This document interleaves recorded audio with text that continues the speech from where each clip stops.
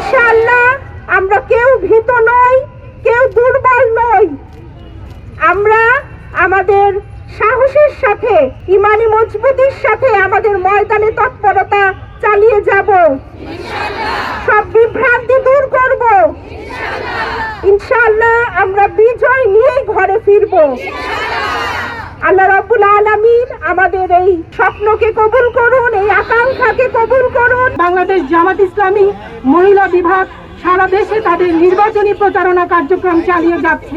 এই শান্ত এই নিয়মতান্ত্রিক পন্থার মধ্য দিয়ে কিছু লোক, কিছু দল যারা নিশ্চিত পরাজয় জেনে এই পরিবেশকে অশান্ত করতে চাচ্ছে, তাদের উদ্দেশ্যে বলতে চাই, এই পরিবেশ, এই বাংলাদেশ জামাত ইসলামী নির্বাচনে জয়ী হয়ে ইনশাআল্লাহ একটা সুষ্ঠু পরিবেশ দেশে বজায় আনবে।